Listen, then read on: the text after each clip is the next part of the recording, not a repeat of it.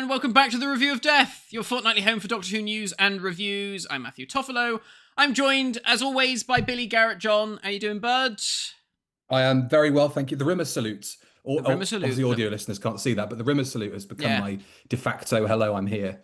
And the Rimmer, the Rimmer listeners, I was going to say. The audio listeners. The Rimmers amongst you. Got a lot of Rimmers listening. Yeah, I mean, we've, fair play to you for getting up at 8 o'clock in the morning to listen to us chat about this old nonsense. Obviously, for Billy, this is in the evening for you. You're all right. Makes a change for you. It makes a change. I know how you feel now. I'm fucking knackered. Now I've got a beer and I've watched Wishworld twice.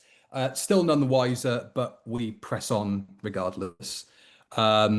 So before we get into the episode itself, we should. Oh, so I saw someone in. Sorry, I saw someone in the comments say no intro, and then I was like, but I pressed play on the intro, and then someone said there was an intro. So I heard it and I saw it. I don't know what you guys are watching and listening to, but we are the Review of Death, and we're here to talk nonsense and wobble. So there was a front page, and I'm going to bring it up for visual reference because, oh my God, Doctor Who got a front page. I know. Probably not the one you were expecting, but maybe you were. or wanting. Or wanting. Yeah. So Doctor Who exterminated. BBC bin star shooty after Eurovision row. Conjecture abundant in this article. So I've actually got the sun.co.uk version of this article up. Okay. And I read through it, and it's nothing, again, like every article that we've spoken about to do with Doctor Who this season. Yeah. It is nothing that we haven't spoken about. It's nothing that the internet has talked about ad nauseum for the past fucking 6 to 8 months. And there's nothing in this that would lead me to believe that it's a good faith article. Yeah. Given that the full title is Doctor Who's wokest ever lead star Ncuti Gatwa exits after just 2 series with show to be paused after ratings nosedive. But yeah, it basically says that, it deviates slightly from the narrative on the front page of The Sun, right? Which is that the Eurovision dropout last weekend was the reason why Ncuti was dropped from Doctor Who. Now it's just because he's black and gay, or black and queer. Okay. So the article basically says he's the wokest Doctor of all time. As a result, the ratings have gone down. Jinx Monsoon was in it, and that was bad. He's gone. So not really much to talk about there. I love this idea that, he's black, therefore he's woke. What? Oh my God. Fuck this guy from The Sun. Classic thing is like the sheer existence of anyone who is not, cisgendered and white, by their very nature, they exist to be a virtue signal just by being there, which is a classic line, and it's obviously dreadful. We don't need to say that, but it's insane, it was isn't it? interesting. It's very insane and interesting to see that front page this week, because I think we'd been expecting a front page for maybe the last week and a half. Yeah, because there were rumors going around that there was going to be some big leak of who's the next Doctor going to be. I don't know what the hell, if any of the rumor actually has any, truthfulness in it, which was any validity in the idea that Billy Piper's the next Doctor Who. Insane. Yes. So, yeah, I guess we'll wait and see. But yeah, not quite the front page we were expecting. I love the fact that they tried to tie it all into the Eurovision stuff. My first thought was, you're a bit behind, mate. People have been reporting that he's left months ago. What are you doing? But like you said, it just seems... A newspaper behind on the actual news. It seems like it was just an excuse for this guy to get on his shit soapbox and talk a load of old bollocks. But, any press is good press. Well, I suppose so. I mean, like we said, we don't need to be, the ones to call out how, dreadfully bathed in, general hatred this article is. Yeah. And because it just seeps out of it. exterminated. Our job on, mate. The Daleks haven't been in Doctor Who for several years, so Call yourself a Doctor Who fan? Yeah. Come on. more likely to get puffed away by magic. There's the segue. What the fuck was that about? Right, we've got a super chat to discuss first before we get into the meat of the review from Polish GMR. Thank you very much for the £5. Thank you. Glad my favourite classic villain is back. Not glad he's probably going to get Suteked, as me and my friends have taken to calling it. He got Suteked in more ways than one off the bat, which we'll get to, and it elicited one of my belly laughs of the episode when I watched it back today, Right. Because I didn't catch it on first viewing, but we'll get to that at the end. Okay. So, Wish World. Yeah. Obviously, we need to preface this by saying it is part one of a 2-part finale. Yeah.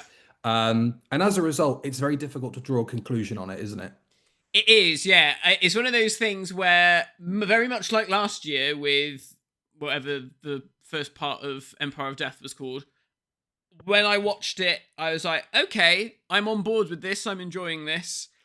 But then as soon as the second episode aired, I was like, okay, that's completely just spoiled the whole thing.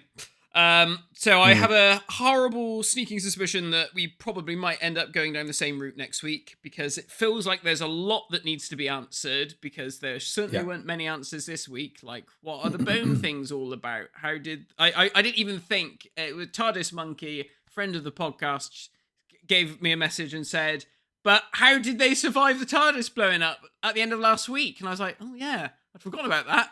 How did they survive that? What did happen there? I imagine it's going to be one of those things where they just won't address it.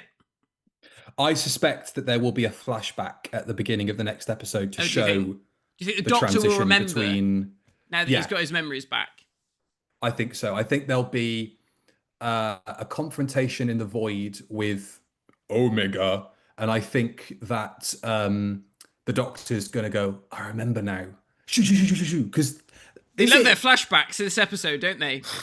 It's this whole era is just flashback heavy. You know, I don't know if it's just me noticing it more, but it does seem to me that there's a reliance on remember this. The best one was towards the end of the episode where Belinda was like, "Oh, my baby Poppy," and then it did flashbacks to the fucking baby in the episode that people are watching.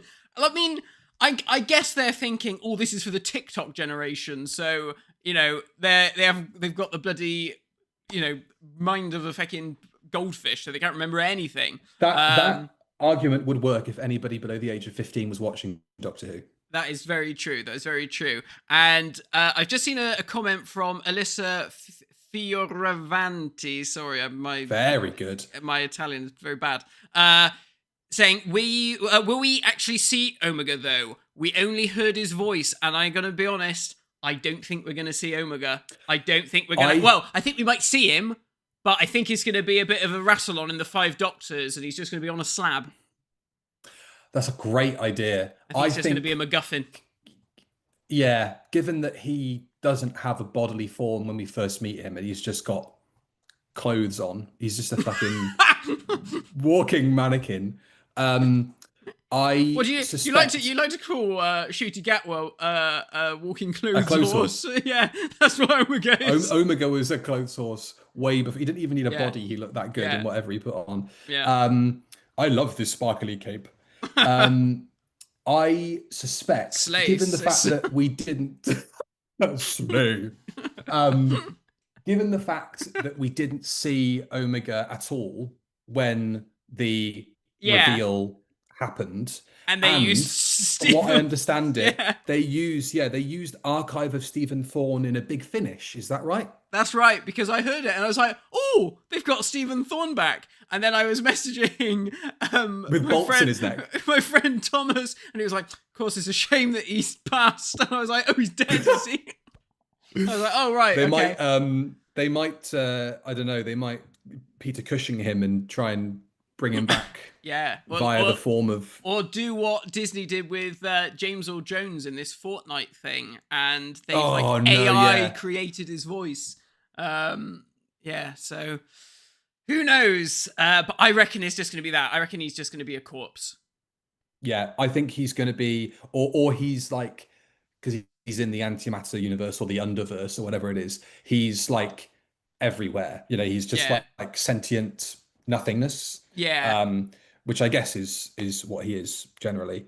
Um, Polish GMR has another £5 super chat. Thank you very much. How to get kids into the show? Keep flashing back to and referencing villains who haven't appeared for 40 fecking years. Bang on. That is Doctor Who for the TikTok generation. Yeah. Can't stop, won't stop. Watch this. Not interested. Yeah. So, that is basically the past 3 years. Uh, I loved it. Right. I watched Shall a bit of we? Doctor. Well, I watched quite a lot of Doctor Who Unleashed this week because I thought, oh, maybe it will answer a few things that otherwise have not been answered in the actual show. Mm, Which is what I feel like Doctor Who magazine does for me. I've been reading the Doctor Who magazine articles, and it basically is Russell explaining the stuff that he probably should have explained in the actual episode. exactly. Because there's so But much that stuff. happened with those in-vision commentaries, didn't it? Yeah, it did. Yeah, we had the exact same issue.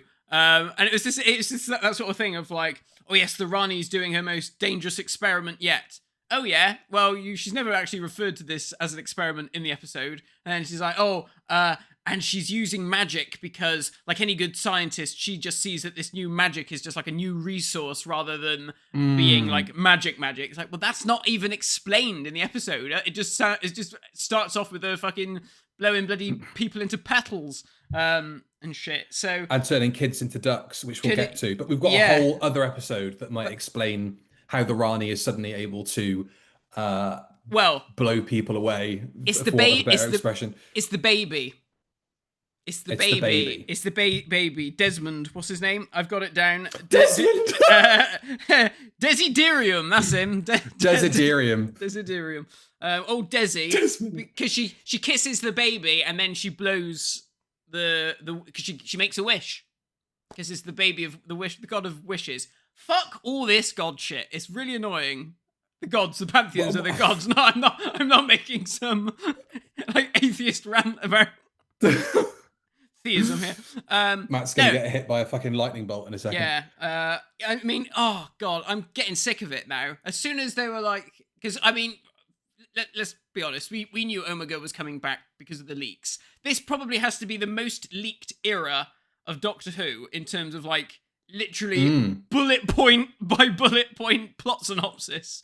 I've never known it be so bad. It makes you wish for the closed door policy of the Chibnall era, because I know that that to a degree hurt the show because there wasn't much to speculate on in the lead up to it. But it meant that when you did have a reveal like the Fugitive Doctor, the Timeless Child, or a guest appearance or whatever it was a genuine surprise.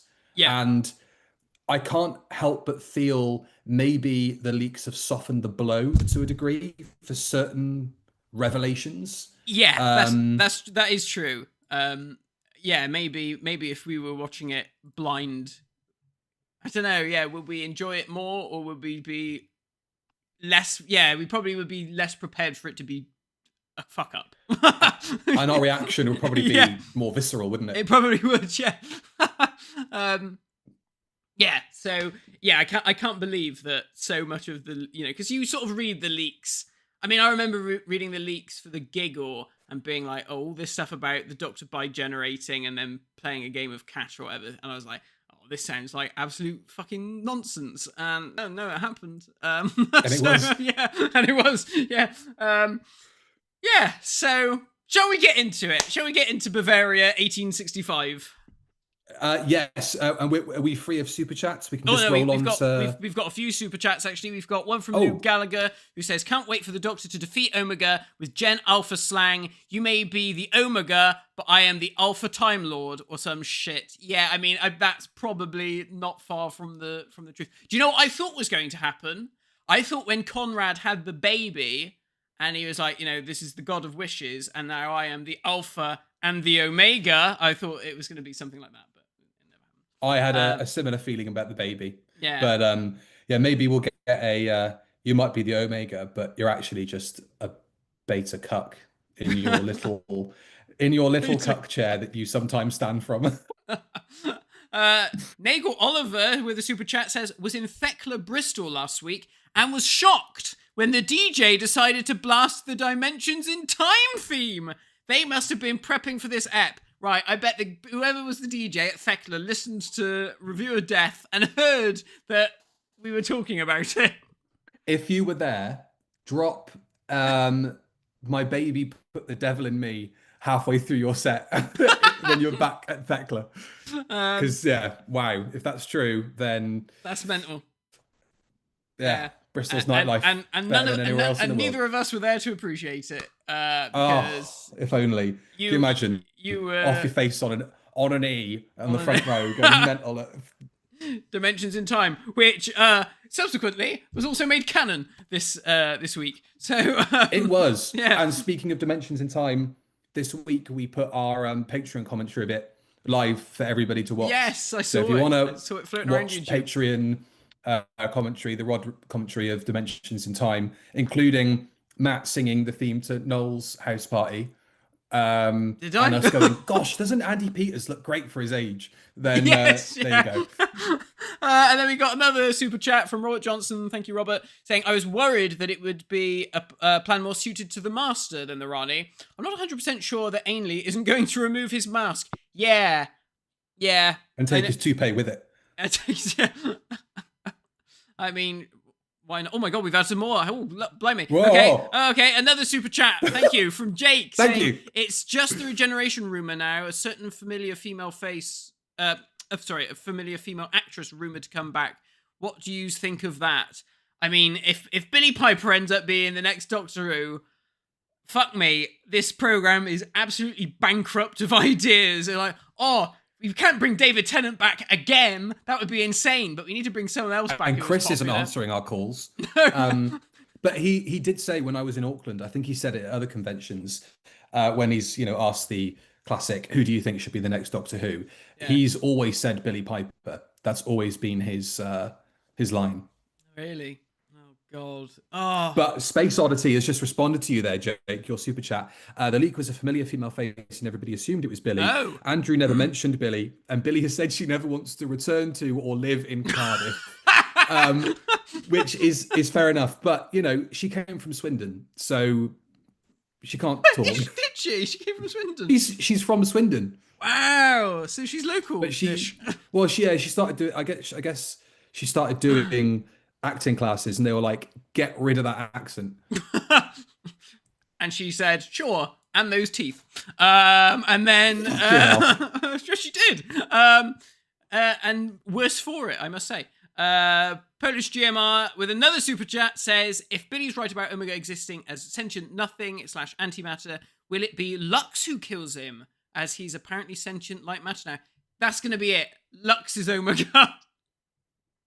Fuck. I'm Mr. Ring-a-Ding. I created time travel. I created everything. Yeah. Right.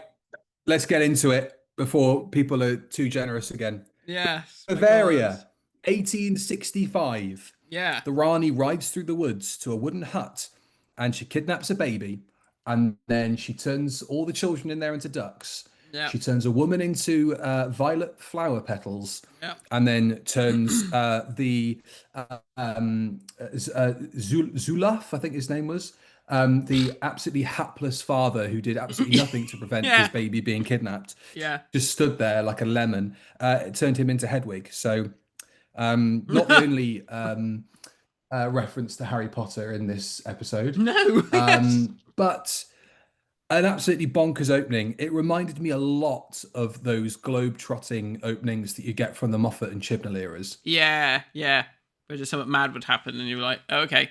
At least it didn't We're going to show you the scale of this by going to Vienna in 1812. Yeah. And then we're going to go to the planet Skiddlygog in the planet 1917 Apple Orange Delta 12. Yeah. Luckily, we never had like Bavaria in like huge giant letters like plastered across the whole screen. Yeah. Cardiff, 2024. Yeah, woods near Cardiff. I mean, like I said, I'm done with all this Pantheon stuff. I am very much ready for Doctor Who to just go straight into, just be sci-fi, please. Because I feel like, and I said this to Annie when we were watching it, this whole Pantheon stuff and this whole, it's magic, feels like an excuse for Russell to not have to come up with any sci-fi techno babble, and so he can just say, "Why did that happen?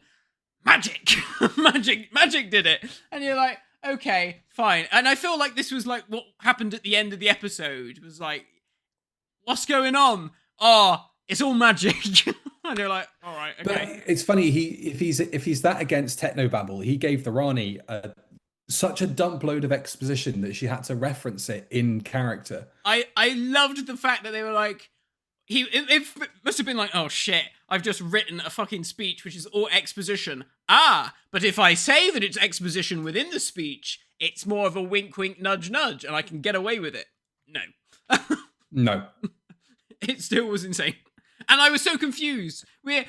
Johnny watched it and he was like, what's going on? I don't understand it. As soon as she was like, and the Vindicator, I was like, oh yeah. Because obviously that was quite a nice visual, putting the hands of the Vindicator as like the hands of the clock. As soon as she was like, oh yes, and I was like mapping your journeys and creating a web around the earth and blah, blah, blah. I was like, what the fuck are you talking about? I was like, this is more confusing than bloody Loy Hargill in Time in the Rani. That made more sense. Yeah, true. And I think, I mean, we're skipping to the end here, but we might as well just do it. It kind of exacerbates, I think, one of the worst qualities of Doctor Who. Not a specific thing that I can put my finger on and name, but yeah, it's like, here is a character that is so encased in the program's own lore that she means nothing to, well, I'd say the vast majority of people watching, but it's probably only Doctor Who fans watching now. And then she just dumps a load of exposition. It is like what people assume Doctor Who is like week to week has sort of become it. It's like, here's this character that is 35 to 40 years old in terms of the length and the age of this show, and now they're going to dump a load of timey-wimey technobabble exposition on you. And it lost me that bit. There was another moment in that whole sequence that completely killed it for me, but again, we'll get to it. So we cut from the Rani stepping outside the hut and blowing magic into the air, or was it into the audience? And we cut to the Doctor and Belle in bed, living in a pastel make-believe world. The Doctor and Belinda in bed. That'll make some very strange people on Twitter happy. I can hear the churning of fan fiction as I say that. I told you that he was looking at her like that. No, he certainly wasn't. And this episode makes a very good point that he wasn't. He wasn't twice, quite obviously. It says that. So they're in some kind of weird faux marital bliss. Captain Poppy is their baby, and Belle switches on the TV, and Conrad is on there. New Zealand gets a name drop, which I'm sure made everybody in New Zealand very happy, because I heard it and I thought, I bet Billy's going to be happy that New Zealand got a little reference. Yeah. Whenever New Zealand gets mentioned in anything, that was our review of Death reference. Obviously Tharis made a cameo appearance in yesterday's episode. So I think that just to be fair, they were like, let's throw in a New Zealand reference for those horrible bastards. Until Hanky Wrangler makes it into the canon of Doctor Who, I'm not satisfied, Russell. So please or try Turbo again. Island. Or Turbo Island, or the real definition of Chumbly. Yes, indeed. So Conrad starts reading a story from this very Harry Potter-looking hardback book, Doctor Who and the Deadly Wish. Did you see the other covers that were produced for it? Yeah, there was like Doctor Who and the Pandorica Opens, Doctor Who and the Timeless Children, Doctor Who and the something else. I feel like they should have just had. He should have just had a bookcase with all the Target novelizations on it. Perfect. Good night, everybody. I can see, yeah. Good night, everybody. Tomorrow we'll be reading Doctor Who and the Doomsday Weapon. Good night. Doctor Who and the Time Monster. So Poppy's very rude about the idea of having biryani for dinner. Yeah. Ungrateful. And then causes a coffee cup to, we assume, telekinetically fly across the room and smash. Of course, later it turns out that it phases through the table. Yeah, when you Um, have your doubts. I gotta say, I mean, I loved all of this. I was yeah, really on board for all of this. I always love like squiffy alternate reality stories in anything, whether it's Doctor Who or X-Men or whatever program I'm watching that do a lot of that sort of stuff. I always found it really fun, and I thought this was no different. I enjoyed the 1950s aesthetic, and the interplay between the Doctor and Belinda, and obviously, us knowing as an audience that sort of dramatic irony of like, well, we know that this would never work like this in reality, so it makes it more interesting. But yeah, I loved all that. I thought it was great. So I was on board. I agree. All of the stuff within the kind of faux reality world, I thought was great. I loved the dystopian bins. That was a good bit. Yes, I That gotta was say, ace. the crockery business in this world must be fucking booming. It was one of my second notes. My first note when I watched it live was the Rani just turned some children into some ducks and a man into an owl. And then the second line was, why are there so many cups in that fucking cupboard? Yeah, well, It just completely threw me off as a visual, yeah, but loved it. It was bonkers, and it was proper nuts Doctor Who, and which is funny because it's so not Doctor Who as well. Like yeah, doing this alternative reality thing without yeah, kind of referencing how they got there really, and yeah, what yeah, the out is, yeah, and to keep the pretense up for basically the whole runtime of the episode, yeah. I thought was very brave of them. Yeah, I agree. Because I was kind of expecting like halfway through the Doctor was going to snap out of it and start working it all out, and the pieces were going to fall away. Mhm. But no, he needed to be told, just like the audience needed to be told in a big long speech. Which is very helpful. Thank you, Russell. So Ruby turns up at the door and she's like, I think I should know who you are, but I Yeah, don't know. And then Belle runs off to get on the phone and dob her in for having doubts. yeah, So she hightails it. The doctor chases her out of the house and bumps into Mel, who I have to feel sorry for, particularly for Bonnie like Langford in particular, because she went from having basically no character to her character just repeating the things that they think make her a character, mm. which is, as she said a line of dialogue in Doctor Who, which isn't, I'm an orphan and I don't have kids. Yeah. That's Because that. I that was mean, basically all this scene was. that it was literally all it was. Yeah, and I will sit in quiet contemplation on my own. But I guess that's a nice sort of vision into Conrad's Yes. vision of Which we get reality. more of later. Yeah, because he's like, oh, single woman that hasn't had children. That seems weird. I don't know where to place Yeah. you in this universe, so you're just gonna be there. Yes. A lonely spinster. A lonely spinster, exactly. And I liked this whole this whole informant idea that people were going to start informing on each other for having doubts. It was very Cold War sort of, got to tell the government that there's some commies living next door and all this kind of stuff. The kind of moral panic of it all, like dobbing people in, and yeah. I like the fact that it was. I kind of wanted a bit more of I don't know what the right word is, but something that had a bit more of an explanation to it around what is it that people are actually getting in trouble for. Yeah. But I actually like that it was just doubting. Yeah. Like, and you see all the propaganda posters around London, like, don't question anything, don't doubt anything and all that kind of stuff. And I thought that worked. I thought it was going to be too nebulous or too weak of a plot idea to carry through the whole episode. But because of the conviction that everybody had in the story, I mean, again, I've seen comments online of people saying that Varada Sethu was wasted in this story, which may or may not, because you sent me that thing in the week, have something to do with recasting Yeah. and the kind of moving around of certain I, I, characters I would in put the preparation. money on it being that, because I mean, we spoke about it before, how she got the part like a fortnight before Yeah. shooting or whatever. And it certainly does read that this was meant to play out in a very different way. Considering as well how little Ruby had to do.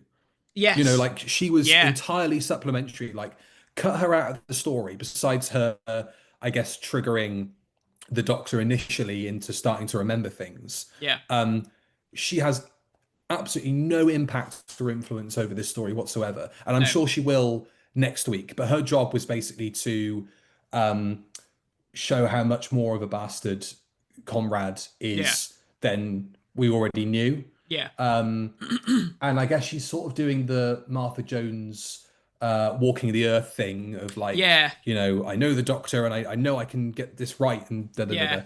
Um, I mean, I said last week, didn't I, that this was giving me sort of Sound of Drums vibes from the Next Time trailer, and I guess it kind of did. And I guess also like a little bit of turn left, like all this stuff about the informing kind of thing.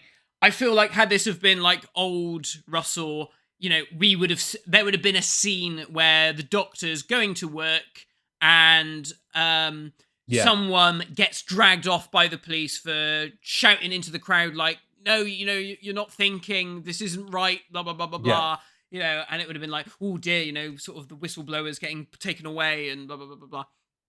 And it would have been good. But no, unfortunately, we didn't really. I mean, we get it when the Doctor gets taken away, but it would have been nice to have had that thing Which is a earlier good on. scene as well. It's a great scene. And Anita Dobson, she's brilliant. I mean, I think Yeah. I prefer her as the Rani over the new Rani, who's great. I mean, she's a brilliant actress, and I think she played the part very well. But I do agree with a few people who have sort of said that maybe she was a little bit too master coded. And I do wonder if it's there were a couple of moments and set pieces that felt a bit okay. I wonder if it's that whole thing of like maybe Russell just doesn't, when he thinks I'll bring this character back, doesn't think to go, I'll just take Time in the Rani off the shelf or Mark of the Rani and just put it in for give it a watch 20 minutes just to see, just to remind myself, because we all have an there was a nice line later about something about like we had the same enemies, your enemies wanted to destroy, yes. I just wanted to create life or whatever it was, so we're on the same side. And I did like that because that was a a very true reading of the Rani in the in the main. That's true. But I know what you mean. We've just had a couple more super chats before we continue. We've got another one from Jake saying they love a flashback in this era. They love shoving previous Doctors in, and they've done it so much this era. Yeah, that's true. But a few people pointed out that Richard E. Grant, who had been added to the canon last year, was now mysteriously absent. It's because it's all fucking stupid, and they just leave it a fucking alone. Samuel Lark with the super chat says, I think the season was written for Ruby, given how weak Belinda's characterization has been. Yeah. Mrs. Flood is suddenly Belinda's neighbor in episode 1, and Belle's family felt like a rewritten Carla and Cherry. Yeah, it does. And that's also another weird thing, that we meet Belinda's family for the first time in this fantasy world, which seems strange. You feel like you want to know what they were like in proper reality first. And initially I was sort of thinking like, I wonder if they're going to do some like weird bait and switch and it's going to turn out Belinda doesn't really exist and she's like she's been part of the Wish all along. But I guess we'll wait and see.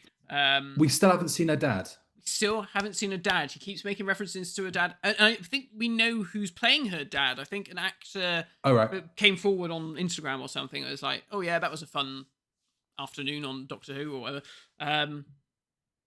Someone has just put Whoviness Espresso Extra. Disappointed the Rani has lost her ability to insult characters unprovoked. Could always tell Pip and Jane Baker had fun writing those moments. That's true. She was sassy, but she didn't have that biting sort of wit. She had sassy in that kind of head wobble way. Yeah. But not in verbiage, I felt. But anyway. So We see the Doctor go into work at the what was it called? The Unified National Insurance Team, That's right. Yeah. which was a fun gag. I keep wanting to say insurance company, but then the acronym would be UNIC. Eunuch. Yeah. That works That too. feels very Red Dwarf. It does actually, yeah. I work for Shirley UNIC. is outside begging. This is not the first time we've seen her this series. She was also She was in in Lucky Day, wasn't she? Lucky Day as well, so that's just as well. Yeah. So she's homeless. Ruby's tailed the Doctor. Should we do Ruby's whole subplot now because it's sort of I mean, superfluous to the story I was itself. just about to say Ruby's subplot is very superfluous. That whole thing, although it obviously it's a good vision of what this horrible reality is like. It really does go nowhere. Yeah. So obviously she has now. Why does she have doubts? Is it just because she's connected to the Doctor and she can sort of remember the original world? It's because it sort of makes more sense with the disabled people because they have literally been sort of just... that's Conrad's vision. Yeah, they've been, completely ostracized and, left to rot, basically, as far as Conrad is concerned. So that's why they're sort of in the sidelines, on the peripheries, and they can kind of... I found all this stuff about, the relics of the other world bleeding through. It felt a bit half-baked, all that sort of stuff, especially when they was like, look, we've got this iPad that connects directly to the security footage of the old unit tower from the original universe. It's like, what? And then they get the bit that made me... felt really like we just have to give them something to do here. The bit that made me hoot with laughter was they got the iPad out and they were like, oh, it's an iPad, all right, okay. And then they cut away and they cut back. They've got a fucking tripod out and they've put it on a tripod. Yeah. And it's like, so hang on a minute. You're supposed to be fucking super spies and you've got this thing. And rather than be like, oh, I'll just keep it on my lap. So in case we need to make a quick getaway. No, hang on. I'll just put the tripod out and make it more bloody obvious that we're stuck around here. Fucking stupid. It was all daft. I thought all of that stuff. The scene where she goes to the encampment and they have a chat, I thought had its moments. It had the odd line of dialogue that was quite nice, but I don't know, and I don't mean to take words out of other people's mouths. And if people watching this who are sort of closer to that topic of discussion can weigh in and let me know if I'm talking bollocks. But that Russell thing of obviously naturally, and it's the right thing to do, is to be inclusive and to have everybody involved in the drama and to account for everybody in this acting space and in this drama space, which is the right thing to do. I still do get the feeling of he still shouldn't be writing that dialogue, as an able-bodied man. Yeah. There was something about the dialogue about, constantly referencing, oh, you're not disabled. Forgive me if I don't frisk you, but you're not disabled. And Ruby going, I wish I was a bit taller. Yeah. Everybody in that room should have gone, fucking get out of it. That whole thing was really weird because I was like, well, why would Shirley sort of say, you don't look disabled? Well, obviously we all know that invisible disabilities is like a huge thing at the moment. So it's like, well, she could have any sort of problem that you can't see. And then she says that about, I could be taller. Bit dodgy. There was a dwarf walking around. And then there was a bit later on where Ruby was like, we're the worst spies ever. And she goes, ableist. Don't be ableist or whatever. Yeah, and it's like, my God. Pardon? Yeah, it's just like, what is going on? And if you watch Doctor Who Unleashed, the coordinator for that scene, I forget what they call it, but it's sort of to help the disabled performers sort of get around and stuff. Yeah.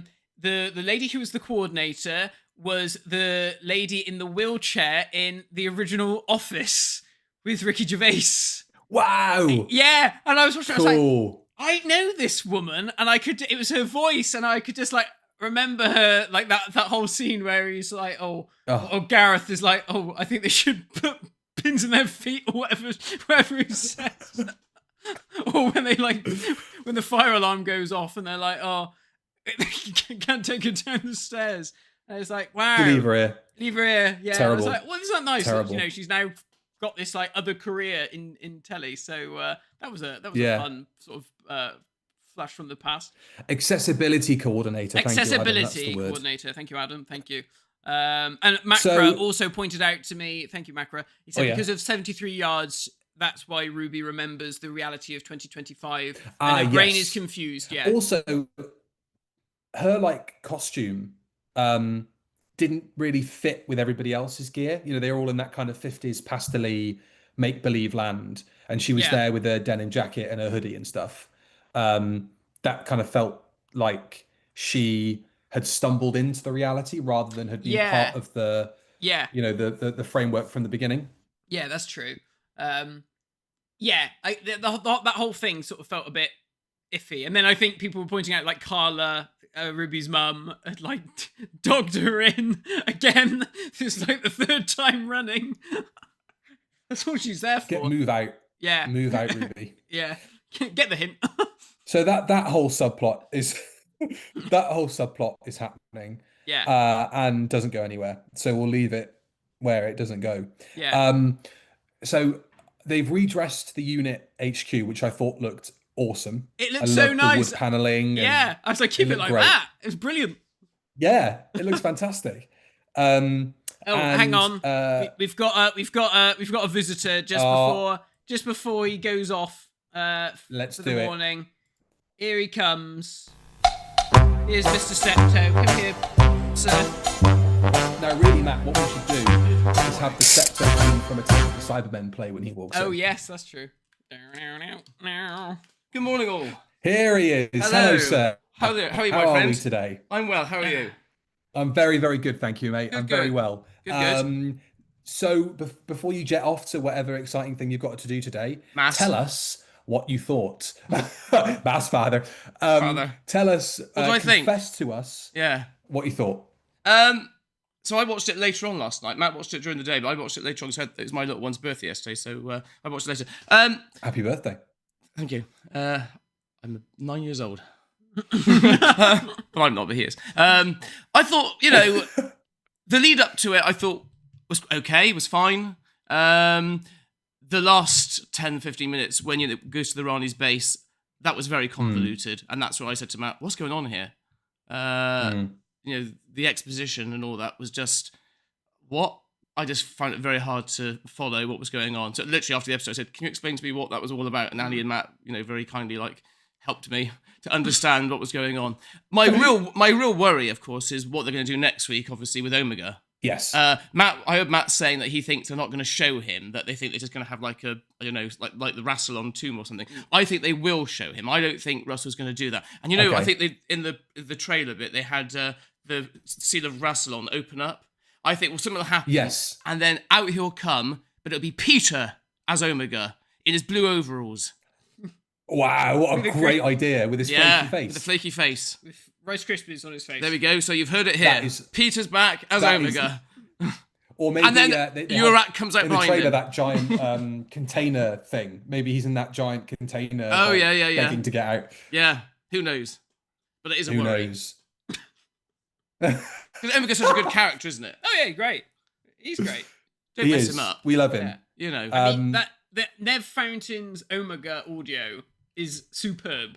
It's probably is the best Omega story. It's so good. Who plays Omega in that? The original guy.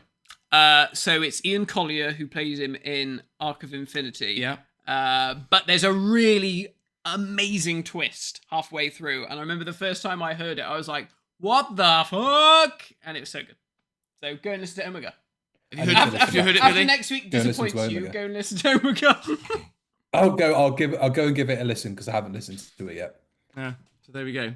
But there we are. So who knows what's going to happen? But probably be who knows. But messed a up. Mix of hopes and fears, I think, is what everybody's feeling at the moment. It's a shame for the Rani, really, because Annie was saying, and I agree with her, that she should have her time to shine. Not I'm going to be here for this bit, and then actually I'm going to bring the big guy in later on. She's a great character. She should be able to do this on her own without doing it. It's a shame, really.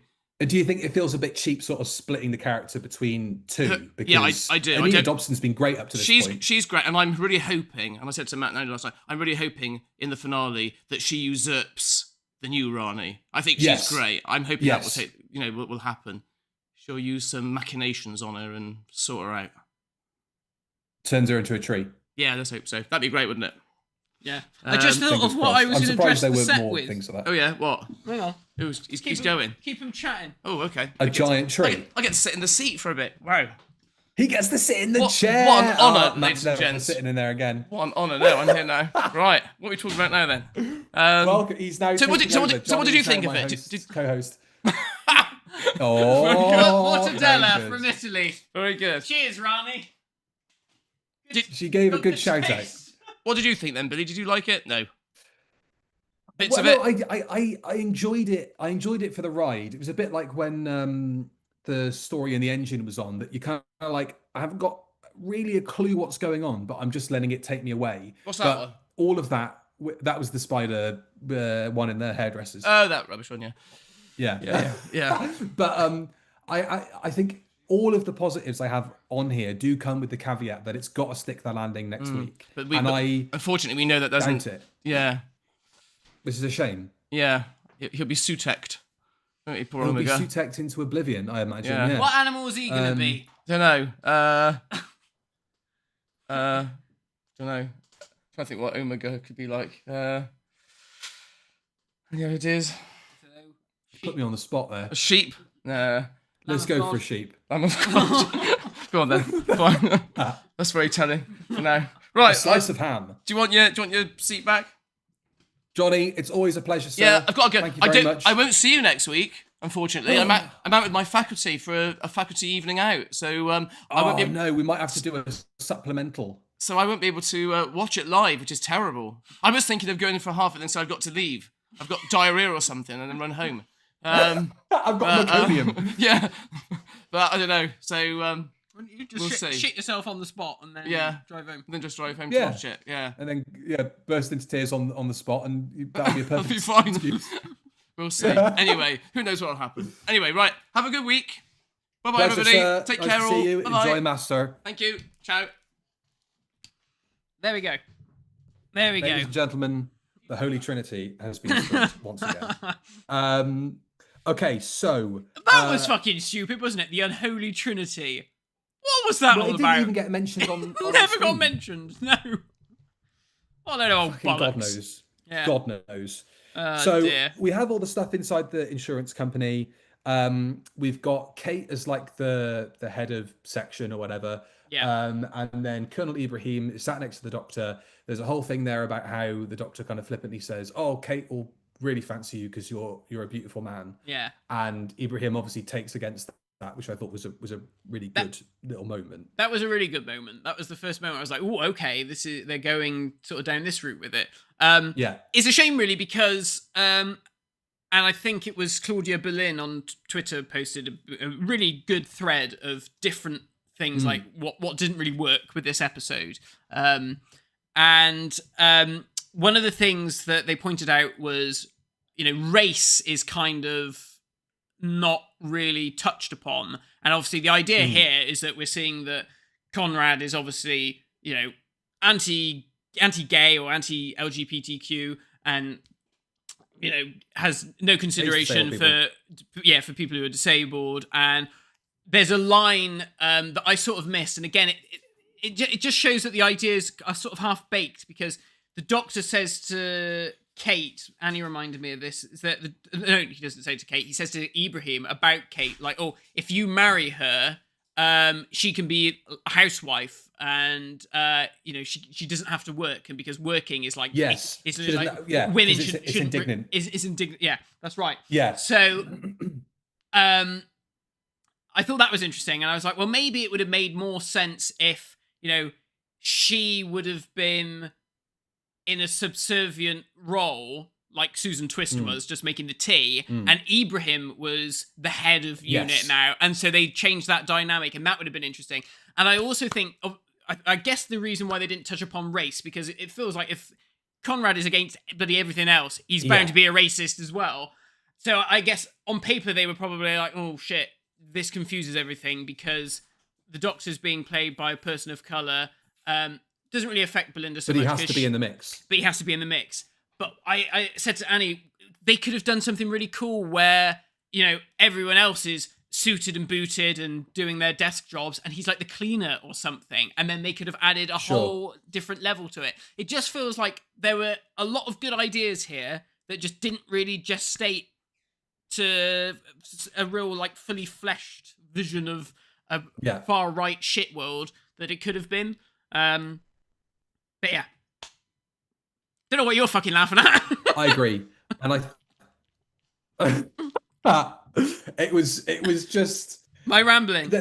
We were saying this last year, though. It's like lots of great ideas. Yeah, you know, but they all feel like one has to fall by the wayside. Yeah, for all the others to, you know, get developed on, and it's usually the ones that you're sort of the least interested in that get fleshed out. It's weird, isn't it? I don't know.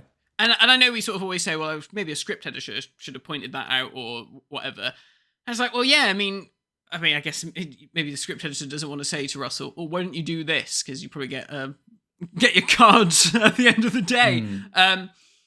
But it does feel like it just needs. So, you know, if people on Twitter and us sad loonies can turn around and say, "Oh, well, it would have been really good if they'd have done this," because it would have just followed through with the whole way of thinking of this story. Surely someone in the production team could have gone, what if this happened? But I don't know. Maybe they didn't want to muddy the waters, and maybe they thought it would be better to have Shooty in a nice pinstripe suit and a bowler hat than a set of overalls. There you go. I think that's probably it. Shooty took one look at his costume for the episode and said, "Get some pleats on that, please." Yeah, we have the Rani arrive on her personal hoverbout, which looked fantastic, and I'm a big fan of that. That was cool. And Belle has a scene where her mum and her auntie come around, and she has her little blip with the coffee cup. And her mum kind of explains it away because they can't remember Belle being in labour. And it's at that point, is it, that Belinda runs out of the house into the wilderness and screams by the stream, which was quite a disturbing little moment, I thought. Yeah. It's a shame that doesn't really go anywhere. That because like you said, she holds on to the lie all the way through. She's like in complete denial about it. She doesn't crack at all. It almost feels like you wanted her to be the doubter and for her to pull it all apart with that bit, and then they're like, "Nah, we'll just get the Doctor to do it." So again, it just feels like weird. It's funny, you know, I did enjoy the episode, but I'm also enjoying picking it apart. But it's difficult not to when you've got the fear of next week looming, you know. It's like, you know, we're starting to see, I think we're trying to expand areas that we feel in all likelihood will not get fleshed out or given an explanation. And we're just trying to lay it out here, so you know, we told you so. So there's the bit where the Mrs. Flood Rani goes into Conrad's little chamber where he's recording all of the stories. And so he has conjured up this. He's like a YouTuber, isn't he? Really? He's doing everything. He's doing everything from his bedroom. And his mum's coming in bringing him sandwiches. He's got his baby brother in the room with him. Weird. So this baby, they pick it up, and I thought straight away, that's Omega. Yeah, I did as well. I thought, oh, is this gonna be like the reincarnation of Omega as a baby? Which would have been a really cool idea. Is like, you know, over the course of the episode, you see him just like rapidly grow up until he becomes Stephen Thorne. But I just wanted the baby to turn around and say, "I'm Omega." I am Omega in a man's voice. Yeah. But then it does the toy maker laugh, and everybody goes, roll their eyes. Oh, for fuck's sake. Yeah. And now I understand that this is obviously meant to be shorthand for they're part of the Pantheon. He's in the Pantheon. But are you telling me that all of these fuckers have that stupid laugh? Like, it made sense for the toy maker because, you know, his games, his clowns, his all that sort of stuff. Fine, sure. Ring-a-ding, yeah, okay, again, he's a cartoony clown character. Maestro, again, yeah, there's theatricality about it. But you telling me that on his off days, Sutek had a little joke and he went ha ha ha ha ha ha every time he had a chuckle. It's fucking hell. It's bonkers. But you know, it is what it is. And so he gets a ham sandwich, and Mortadella. Thank you. we get mortadella. We get the whole thing. Okay, so he's one of the Pantheon, and again, it was just another one of those that we you know, you have references obviously to God of Beasts, God of Death, and all that kind of stuff in previous episodes, but we've never heard of the God of Wishes before. So when the name comes up, it's like, oh, they're in the Pantheon, are they? It's not like a what's going on? Who is this? Yeah. No. You know, it's not got the same visceral reaction, which I think is what it's going for. You know, and by tagging on, it's that make us laugh. It's that meme of that woman like, from Bristol going, "What, another one? What, another one?" Yeah, I know like, It's bonkers. I hope this finale, seeing as this is like 2 seasons, and it feels potentially like it could be quite contained to 2 seasons, like all the arcs and stuff. I hope that if indeed Shooty leaves at the end, and it sort of wraps it all up. Yeah, I think all this bloody God stuff can go with it. I think hopefully this will just wrap it all up, and then next year, forget all that stuff. Bring the Daleks back or whatever. Let's start getting back into the swing of things properly. Like, do you know what I mean? Absolutely. Young Codger, thank you very much for the $5 to point out you missed a super chat from earlier on. No refunds, but thank you very much. Polish GMR, thank you for the £5. Oh yes, we did miss it. Anyone feel Belinda is being treated like Martha? Person of colour companion being overshadowed by the previous blonde companion for the major parts of her season. It is a very strange thing that, but yes, that is what seems to be happening. It's very true. I was thinking actually, say, what we're sort of suspecting is the case, and Belinda was sort of like a quick shoe-in after, potential issues with Millie Gibson and the higher-ups or whatever. Or in some form of the production. I wonder who would have played the Doctor's wife. Oh, I imagine it would have been her, surely. What, Ruby? But I guess Ruby needed to be the conduit that breaks everything apart. Maybe it would have been Mel. That'd have been quite fun. Yeah, like, I don't know. Yeah, who else? Or Shirley. That would have made sense, because Shirley could have then taken Ruby into that whole setup. Yeah. I don't know. I'm trying to think. There's not really many other female characters still in it. Not really, no. Yeah, anyway, it just sort of came to me. I was like, oh, I wonder who his wife would have been. Where were we? Oh yeah, the giggling baby. Oh yes. So the Doctor's at home after a long day at work. Having been called out for being gay and questioning who the Rani is, and he's watching the television, Conrad's broadcasting, and then we suddenly cut to Rogue on a green screen in the Hell Dimension. That looks like he's been shot on Jonathan Groff's iPhone. Yeah, it was so funny, and it clearly shot whilst he shot Rogue the year before. Clearly they were like, oh, Jonathan, while you're still here, do you mind just coming up against this green screen? Take your jacket off, and we'll put a bit of dirt on your face and make you look like you're a bit dishevelled. Could you don't need to bother learning the lines. Here's some cue cards. This is it. Just read the lines. Thank you. It did seem very hastily put together. It was a bit weird. I was like, oh, okay. How is he if he's trapped in the fucking hell dimension, whatever that is, how is he? How's he getting through to this reality? What's he doing? Well, if it is the hell dimension, somebody probably is streaming on TikTok down there. That's true. That is true. I would assume. Yeah, that was a bit weird. And then we get a flash of Susan within that very briefly, don't we? Susan pops up again. Yeah. So Conrad talks about a hidden secret from Time Lord history. which is when Susan pops up. Yeah. So whether or not that's supposed to be Susan is the secret or is involved in the secret, I don't know. Yeah, But, I don't know. Maybe that was interesting a red happened. herring to make people Yeah. think, oh, it's Susan, and then no, it's not. It's Omega. Because I assume the secret is the Omega's fate, like either initially when he was ostracized from Time Lord Society, or what he was doing. Because obviously, you know, the Omega device creates star systems. We've had all that stuff in the show before. Yeah. But I wonder if it's actually, you know, perhaps I was thinking this earlier. You know, it's all about daughters and family and granddaughters and all that sort of stuff. Yeah. That what if Susan was Omega's daughter or something, and to not pollute her or something, that's when the Doctor swept her away. So they're actually not familiarly related at all. And Interesting. the Doctor has just sort of gaslit her or kind of that, you know, into believing I am your grandfather. Yeah. I stole Omega's hand and I stole his daughter as well.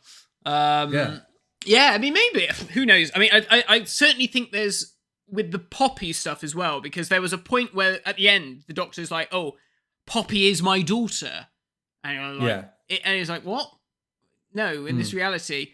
And I do wonder, I saw someone speculating about it last week, saying, I wonder if it's going to be revealed that Poppy actually is the Doctor's daughter in somehow, maybe because of this reality. As far as this reality is concerned, Poppy is the Doctor's daughter. Actually, and maybe that crosses over, and so the Doctor then takes her back to Gallifrey prior to everything, and that little girl grows up to be Susan's mum, and then that happens, and that then sort of ties into the Doctor saying like, oh, I don't have kids yet, and that whole weirdness that we had in the Sutek episode last year when Kate's like, oh, you must have children, and he's like, no, I don't, and she's like, what? And everyone at home is like, what? But you've said multiple times in Russell T Davies era episodes that I have had children at some point.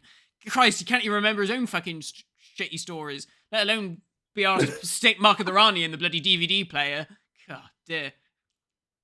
Or Blu-ray, so, whatever your poison, or an iPlayer, Blu-ray. or an iPlayer. Make such a fucking big song and dance about. It's all on there. Yes, it's all on iPlayer. You know, if we ever did anything mad, like brought back all these characters that none of you fuckers know where any of them are, you can go back and go through the back catalog. I honestly think they should just have a little lower third come up and say, if you're confused as to what's going on, why don't you go onto BBC iPlayer and look at season 21 and season 22 even, and look at Mark of the Rani.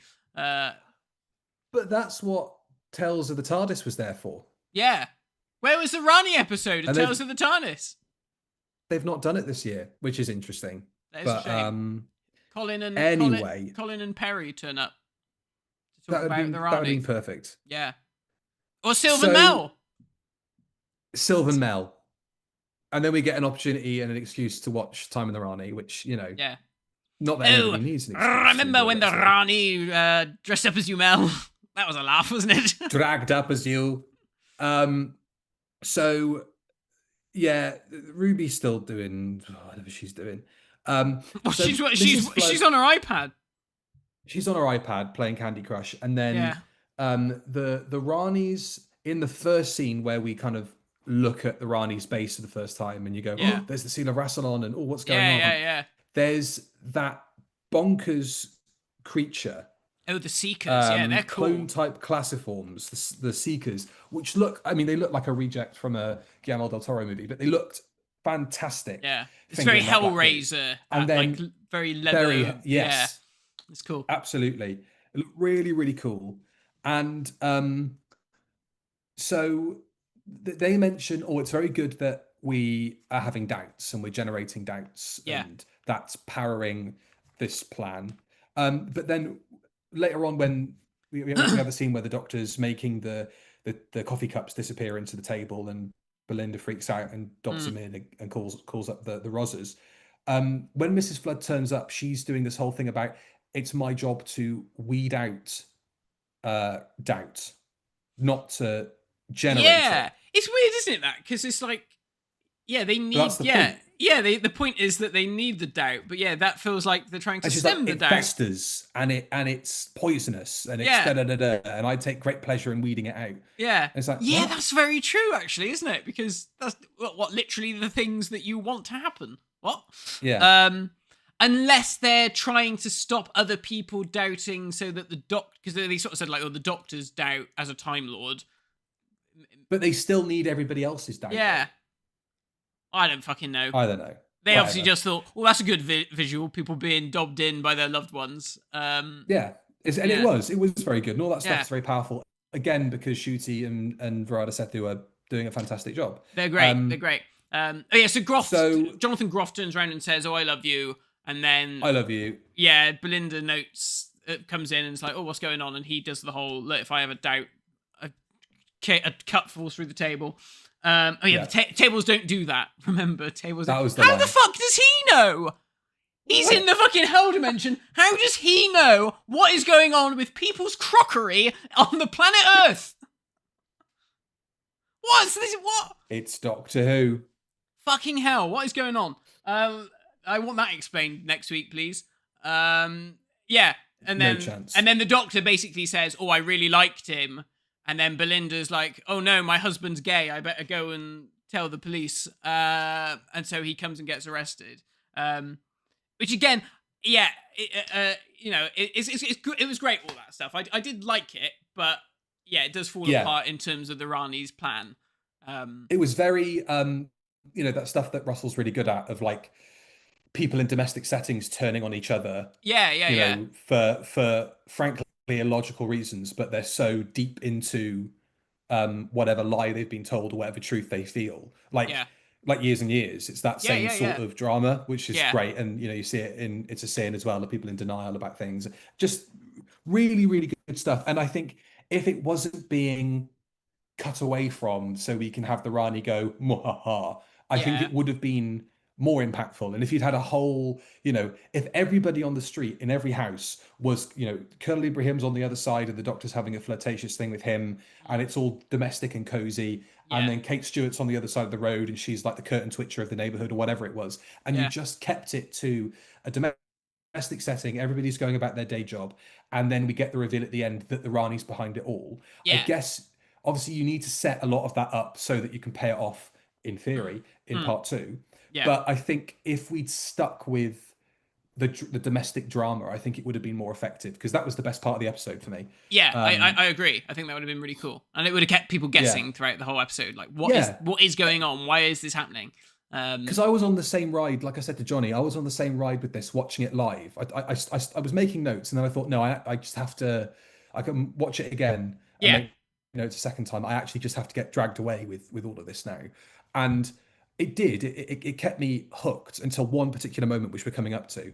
And I did get swept up in it. But again, I had that same thing with the story in the engine, where it's like, I'm going to have to watch this again to properly appreciate it. But the second time around watching it, I did just think all of this setting up of what the plan is and what's going to happen next week, if it hadn't just been Mrs. Flood popping up to go, you'll see me next week through the season, and we'd actually got building blocks of what the plan was through the series, you could have just done a scene where, even if you have to do it in a flashback, all those different parts connect the puzzle at the end, and then you can just get on with the business of it.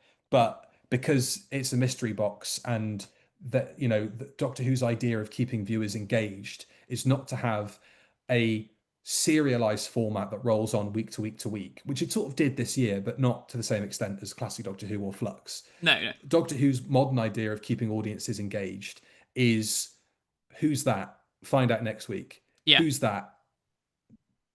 Find out in 6 weeks. And that's not, I don't find that very entertaining. And I thought this was, a distillation of that I know sort of storytelling, where it can't carry the weight. One episode in particular can't do the job that the previous 5 or 6 episodes probably could have helped with, No, I completely agree. And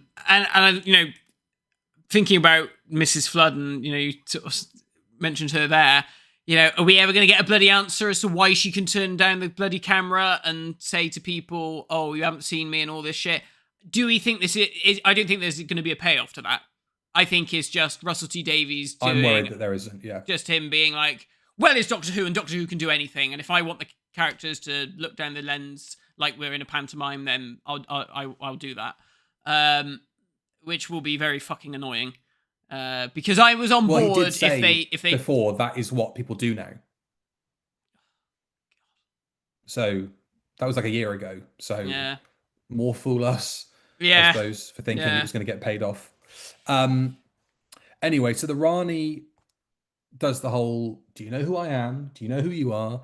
I'm the Rani. Da da da da. And then I was really, being taken for a ride on this, and I was like, okay, I'm getting into the drama, I'm getting into the tension. What is the Seal of Rassilon stuff about? Yeah. What is the Rani's plan? When is the Doctor going to figure out what's happening?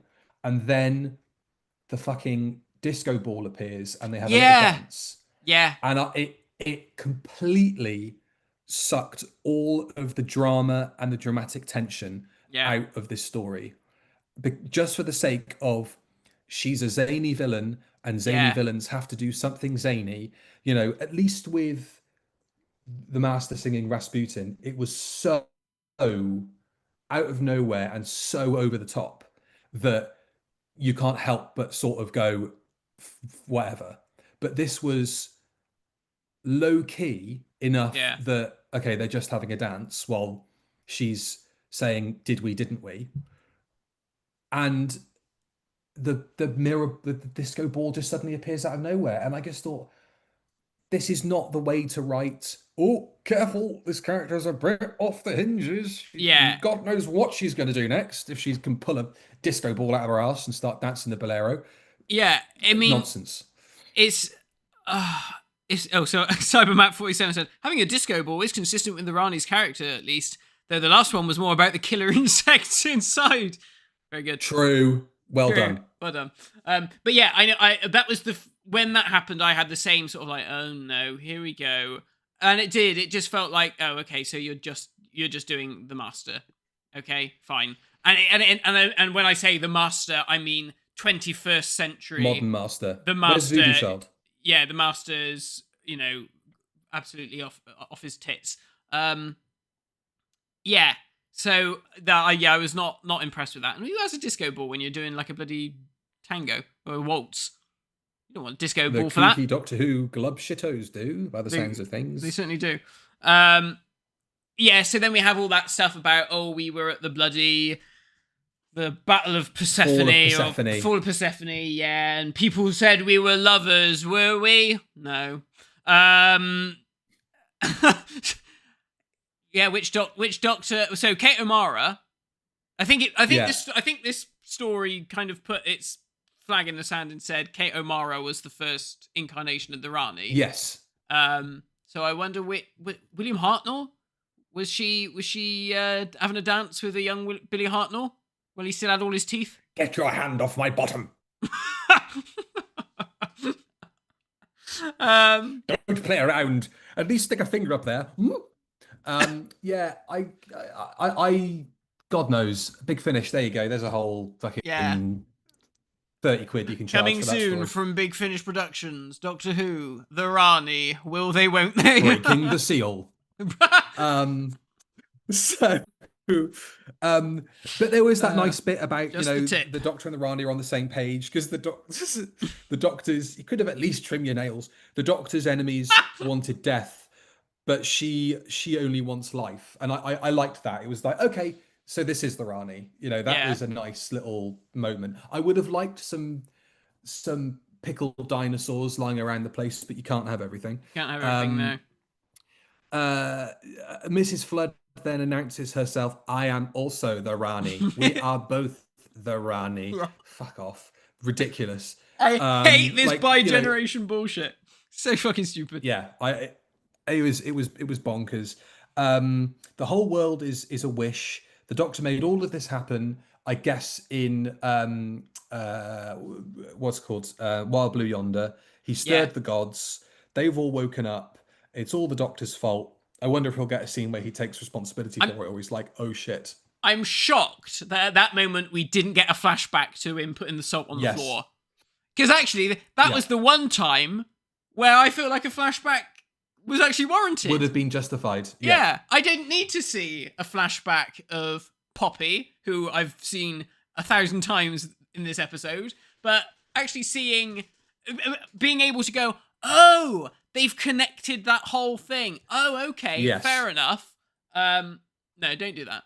Because do you know why they didn't do that? I'll tell you why they didn't do that. Because then that would have meant that everyone would have remembered that the 14th Doctor was a thing, and not only was he the thing, he is also on the Earth at the same fucking time, no doubt having the same doubts as the shooty Doctor. So why isn't the Rani going, oh, hang on a minute, there's another one. Who's this one? Who's he? What's he doing there?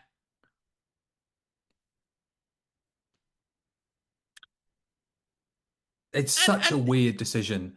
As like a writer, do you not think like that might actually make things happening on Earth tricky now because there's two of them? Yeah. But no. Just to have that scene where David has his retirement speech. It's because he's a genius, because he's come up with the solution to why you can have two Doctors around at the same time. Not like that had never been done before and there was already a perfectly simple explanation. You were about to say reasonable then, weren't you? Yeah. But then you realise it's Doctor Who. Okay. So the Doctor's taken to see Conrad. Conrad's holding the baby like Blofeld and his Persian cat. Yeah. It's Desmond, the God of Wishes. Yeah. And I've written this down just so I can try and recall it. The Vindicator was boosting the power of wishes. The baby's wishes, or Conrad's, not sure. It created a web of power which drew the Doctor to Wishworld and uses the power to amplify the wishes of a god and for Conrad to create Wishworld. But the world can't sustain itself and people have doubts, and that is going to crack open the world. But imagine if a Time Lord had doubts, that would crack open the universe. And that is the entire plan. In order to reach the Underverse, which is where the Rani thinks she'll find Omega, for what purpose, God knows. And then the world starts falling apart. Apparently the palace is safe because it's a fixed point. Right. They have the mention of Omega, and this is the bit that made me laugh watching it again because I didn't catch it on the first broadcast. Whoever designed Sutek's reveal graphics for Susan Twist Inc. or whatever thought, I'll stick a couple of bits of text glitching going Omega with a seal of Rassilon in there. That was so fucking stupid. It was like, okay, with the Sutek one, I could kind of understand why they did it. They were trying to be like Sutek, which, everyone laughed at because it was so absolutely fucking stupid. But then this time, when she was like, Omega, and then Conrad goes, Omega, and then it pops up, the first of the Time Lords. Like, what the fuck? Well, what are you doing with this? Where's this going? And why does Dave? Sorry, Dave. Have you still? Sorry, no, it's Wales. Davith, have you still got that plugin that we used for the graphics on Sutek's name when it came up? Because this scene just needs something. The scene just needs a graphic glitch. If you could just try and work that into this scene, that would be great. I'm surprised they never shot up. You don't see Omega, do we? Why don't they do a little flashback to Omega's face? You didn't see that? I assume because, like Johnny mentioned, he doesn't think he's going to pop up. So, Johnny thinks he will appear, but you think he's going to be I think it'd be a corpse or a coffin or something. I don't know. But the whole thing is insane. And I have you seen the little trailer that they released for next week's episode? Yes. And obviously the Rani's like, oh, I can create a new Gallifrey. I don't really get the sense that the Rani would give a fuck about Gallifrey. She got kicked out because of her insane experiments. She probably think, fuck them. I do all right on my own. Why do I want to bring the people back that outcast me and stop me from doing my work. I guess that maybe Russell's going to be like, oh, and she can be like, and I will be Rani of Gallifrey, because Rani means queen in Hindi, so that's brought that full circle. And then, well, I did enjoy the episode. but it was fine. The Doctor remembers who he is via an archive flashback. He's on his own on the balcony, which we saw the Rani rigging with explosives earlier. Yeah. The Rani blows the balcony sonic with syringe. Sonic syringe. Sonic suppository. It looks like an applicator for something. Yeah. It's just what is going on. And the Rani blows Doctor, the balcony have you got piles? off of the side of the... Here's my Sonic Savlon. Sonic yeast dispenser, yeast infection dispenser. My Sonic Shiwi. And the Rani blows the balcony off the palace. The Doctor falls towards the Underverse as he shouts, "I have a daughter." And end scene. No next time trailer, just to be continued. And the ratings fall by another 250,000 on overnights, I'm sure. It should have ended with Russell T Davies, that clip from last year of him saying, "Please come back." Please come back. Yeah, but just as that, maybe they should do that at the end when Conrad does his final broadcast. It just glitches back with Russell just for a brief second. Yeah. Or maybe they should have replaced Susan with him saying that. Please come back. Subliminal messaging. Perfect. We've got a super chat before we turn to what people said on the interwebs. And that is from High Voltage. One of the biggest problems of not just RTD, but every modern showrunner is that they just can't be happy making a good season of TV. They need to put their own stamp on the show and redefine the law. It's true. It's absolutely true. I'll be honest, but the one thing that I would like to see come out of next week, obviously next week is going to be absolutely mental, because we've got the Rani to deal with, we've got Omega to deal with, we've got Susan's definitely going to be in it next week, without a shadow of a doubt. We've seen Carol Ann Ford in costume being interviewed on Unleashed, and her face keeps popping up, so she's definitely going to be in it. So we got that to deal with. Poppy, we got to deal with that. And Ruby and Belinda, whatever that's going on there. How are they going to fit it all in? Potentially a regeneration. I mean, at least the regeneration you can just leave to the end. At least the regeneration you can just be like, oh, by the way, after all that, the Doctor can be like, oh no, the Rani didn't give me the suppository for my hemorrhoids, and it's got really bad, and I can feel a regeneration coming on. Yeah, and then do we get an explanation for the whole Mrs. Flood talks to the camera bullshit? Do we get a solution to the whole bi-generation nonsense that says, fucking once and for all, it only happened twice, it's not going to happen again, it's bollocks. I do not want to see someone popping out of Ncuti Gatwa's asshole in the next episode and being like, oh, I'm the next Doctor as well. And Ncuti's Doctor being like, oh, well, I better go to the Doctor Who retirement home with David Tennant. I said they might as well bring. I said to Johnny, they might as well bring back Tom Baker as he is now, at 90 odd years old. Wheel him on and say a dribbling wreck, and Tom being like, "What am I doing here? Don't worry, Tom. Just smile at the camera. That's it. It would make as much sense as any other old bloody nonsense that we do on this program these days." It would, and we'd all be a lot happier for it, because at least Tom would be there. That is true. Okay, so the Northern Dalek. Firstly, love the Rani in this episode. I genuinely think she's a highlight of it. Visually, the world is stunning with those big skeletons walking around. The main sets and so on look great, but I can't quite make my mind up on this week's story. I've got real concerns about the final. How and will it buckle under the pressure of how much is going on? I really ain't sure if I disliked it or liked it.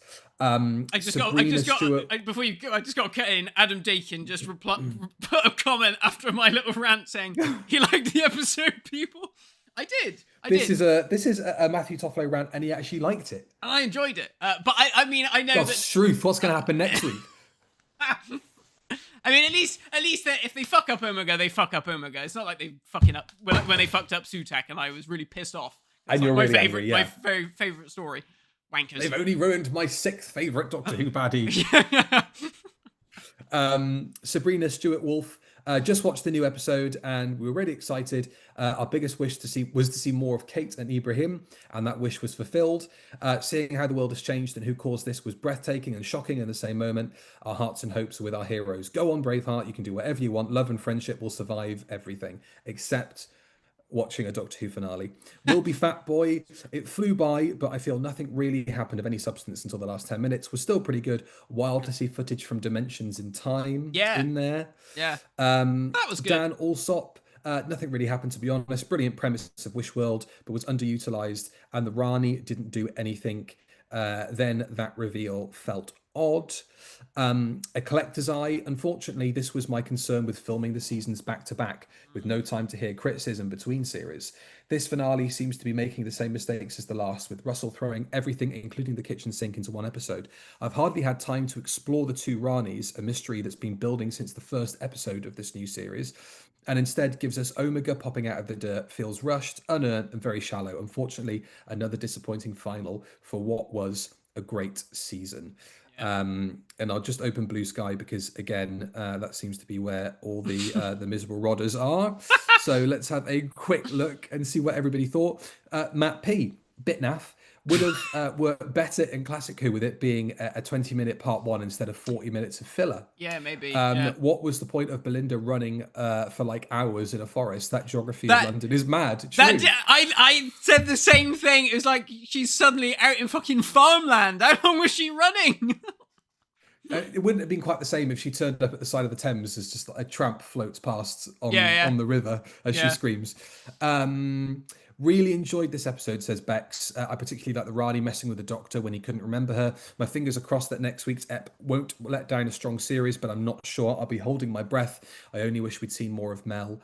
Hopefully next week. Also a Doctor Who fan, I acknowledge the episode is probably poorly written, but for some reason I didn't care at all. I had so much fun watching this episode. Maybe that'll wear off on a rewatch, but for now, I really enjoyed it. Yeah, that's how I sort of feel. I enjoyed it for what it was. And that was Doctor Who Wish World. Wow. So we've had a couple more super chats before we conclude. We've got one from That's Just Joe, who says the amounts of flashbacks were ridiculous, and then a big one from Macra. Thank you, Macra, saying thank you, Macra. I thought the episode was okay. I personally think the Legend of Ruby Sunday was a better setup for a finale, which I agree. But hopefully this means that the finale won't be so shite. Well. Oh, and we've had another one from High Voltage. Thanks again, High Voltage. Someone else said the next showrunner needs to be a non-fan. It needs a Tony Gilroy whose goal isn't just fan service. Yes, I agree. I think we said this once before, didn't we? Before Russell was announced, one of the things I said to you was like, I think it would be nice to have someone who isn't a fan, who's just like Hinchcliffe was, who was just like, yeah, I know the, you know, I know what it. I know of it. I know of it. I know what the basic premise of it is and what it can do. That's exciting. Yeah, maybe it needs that instead of all the lore shit. Exactly, because the fear from fans watching it is that having a non-fan means they're going to break all these rules and they're not going to get it. They're not going to get what makes it special, or they're not going to understand the character or whatever it is. But Russell's sort of doing that anyway, which I think is it's audacious.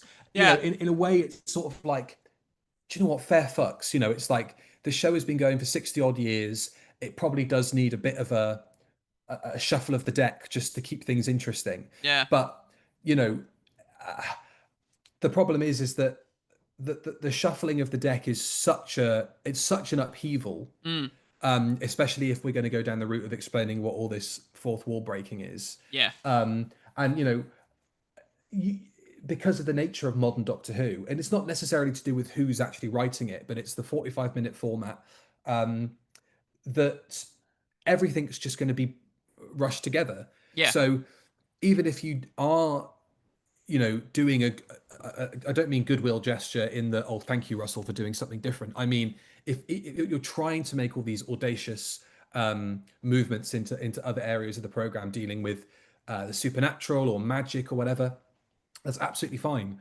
But the problem is that Doctor Who these days doesn't lend itself to having a satisfying enough amount of time to round things off, because it's as concerned with that as it is the domestic stuff and the fan service and all of the other things, and it's always just spinning too many plates.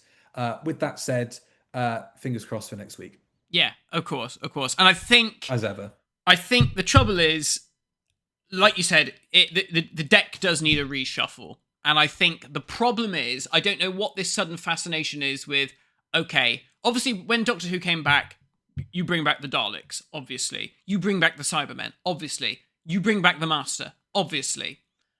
You've kind of done the big three. And then any subsequent monsters, you don't necessarily bring them back as like big finale monsters. They just come in an episode here or there, which I feel like, you could have done that with the Rani.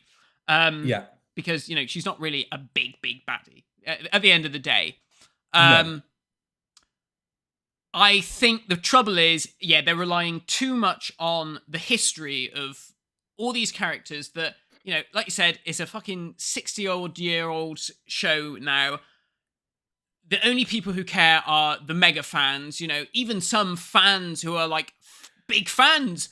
Yeah. Probably haven't necessarily watched Mark of the Rani or, Arc of Infinity or whatever. I think the trouble is they're relying on Doctor Who's history too much. I think and adding to it. Let's just add more lore to the lore that people don't really know about and not necessarily care about. Let's add another Doctor. Exactly. Let's add a new Doctor in just for fucking giggles. Let's make Richard E. Grant canon. Why not? Fucking hell. Let's put Rowan Atkinson in it and say that actually is canon. They do all this stuff. They're doing the wrong thing. I think Doctor Who would benefit from being stripped right back, like it was in 2005. That's how you get new audiences in. Just get it down to the nuts and bolts about what it is. The most successful episodes this series did just that, and was like, well, let's not trouble ourselves with lore. Let's just write a good story. And even something that was different from the norm. Yeah. Like 73 Yards. Yeah. It was different, but it was still a self-contained. It used the format really well. So it's not to say that you can't step out of that space and do something different, but it's just, like you say, it can't rely on what's come before every week or every year for its big send-offs. Yeah, it's crazy. And the thing is, the show's getting older, and those references you were making to different monsters and things or big characters, they are getting older as well, and that is getting further and further away in people's memory. And I think the other problem is the audience is getting older as well. A lot of the people that are sticking with it are the fans that are the kids that became fans back in 2005, 2006. They're getting older, and even they are sort of thinking like, well, okay, maybe when I was 12, I would have loved the fact that Omega was coming back. But now I'm older, wiser. I've watched a lot of different television, and I know that, okay, this just sort of feels like a very cheap shorthand of like, oh Absolutely. No, the stakes are high, without really feeling that high. I think the way to do it now is that, you had a succession of people that had come through that had seen what Doctor Who had done from the outside and weren't involved in the production of it. Yeah. But that group of creatives, even if it's someone like a Charlie Brooker who was on the, we always talked about how much we'd like Charlie Brooker to write for Doctor Who, but on the outside and has seen what modern Doctor Who is and what it does. Yeah. But nobody from the outside has come in to challenge that. It's just, well, we'll just revert to type and we'll just go back to, what we know works. And, no one who has grown up with Doctor Who and has seen the lengths it can go in either direction, the very, very best and the very, very worst of what the show can do these days. No one is coming up to take that bird's eye view perspective or that I wasn't in the room when they came up with this story thing. and go, let's just do something different. Mm. And, you know, it does need that. And I think that for all, you know, we enjoyed this story. I think the reason we're saying this is because there were so many elements that did feel fresh and new and dynamic. Yeah. But the way that Doctor Who is formatted and the fact that just black and white, it's the same, you know, core team that made it 20 years ago, Yeah. means that it actually can't get over certain hang-ups. Yeah. And you need somebody to come in, like you said, who doesn't care about the lore of the program and just wants to do fresh, exciting weekly stories and strip it right back. But it just seems unable to do that. And I also do wonder if, you know, we were talking about modern audiences don't understand what Omega is, why the Rani's important. It's a proper glub shito moment. Yeah. And but perhaps actually it's being done that way because, and I know viewing figures are sort of a silly thing to talk about, you know, in modern broadcast terms. But we've said before, as the viewing figures get smaller and smaller, you kind of look at it and go, okay, that is the nucleus of people that will watch every episode of Doctor Who. So there's 1.5, say, million Doctor Who fans or people that can't get up from their armchair watching Doctor Who every week. And that you are now down to that core. So actually, by having the Rani turn up, by having the Seal of Rassilon emblazoned on the set, by having Omega appear and Mel come back and all that kind of stuff, maybe this is what they think is appealing to diehard fans. Yeah. And I feel it's like not bringing anybody new in. Yeah, and I feel like we're having the same problem that Doctor Who was having in the 80s, where it kept doing that sort of stuff. You know, you've got like, okay, here's a new Time Lord, here's you know, the bloody Ishmael or whatever his fucking name was in Twin Dilemma, and you're like, okay, right, why do I care about the Doctor's old mate? And, you know, just that sort of stuff, and like, oh, okay, well, this is a reference to this story or whatever. And it just feels like the circle is shrinking and getting smaller. We've had a super chat here from Lou Gallagher, thanks Lou, saying, it's tiring. Not every finale needs to be the end of everything for the stakes to be high. Look at the Series 10 finale as an example of this working. Yeah, I mean, Series 10 finale was absolutely superb. Such a self-contained thing, you know. Oh, fantastic. Yeah, I do get tired of the whole... Because, you know, the trouble is, you can't end the universe. The universe is not going to end because you need the next series. I would not be surprised if it doesn't end, but there is a very hard reset next week. I would not be shocked because like you're saying now, how much further can you go with this? Exactly. Yeah, this is it. You know, I know obviously we always joke and stuff about like, oh, if I was showrunner, God, you know, I think people would hate it. I think fans would hate my version of Doctor Who because I think I would just go in with the dustpan and brush and just go, right, okay, let's just forget all that stuff. It happened, but fuck me if I'm ever going to talk about it. You might get a little reference here, a nice little nod, but that's it. You know, I'm not going to... You're not going to base an entire season finale around something that happened 45 years ago. Exactly, you know, and I'm not going to be like, oh, you know, remember that time when I did this, when I was this Doctor? No, I don't remember. Let's forget that. Let's just forget it. Just, who cares? Who cares? Mal Cerebro 5000 said, nostalgia is killing entertainment. It is the same thing that happened with Star Wars when it got rebooted. Yeah. You know, it's like, well, you liked this when it came out in 1999 or whenever fucking Phantom Menace came out. Oh no, A New Hope, isn't it? Because the first of the Skywalker trilogy is a rehash of that. Yeah. But you're talking about nostalgia for an audience that is clinging on for dear life / is dead. You know what I mean? You know, you can't be appealing to the audience of a hotel conference room in Eastbourne. Like, no, you need to expand beyond that. And I thought Disney was the opportunity for that to happen, and maybe they did as well. And maybe that's why we're not hearing anything about Series 3. Exactly. And I mean, there was something that I saw the other day. Someone shared a clip from Red Letter Media's review of Rogue One. Apparently they didn't like it, but there was a very funny skit that they did, which was just the three of them being like, oh, TIE fighters, yay, X-Wings, yeah. And it was like, oh, they were excited by all of the, ironically, excited by all of the visuals that they knew and loved from old Star Wars. And like, oh, what do you think about the new elements? What new elements?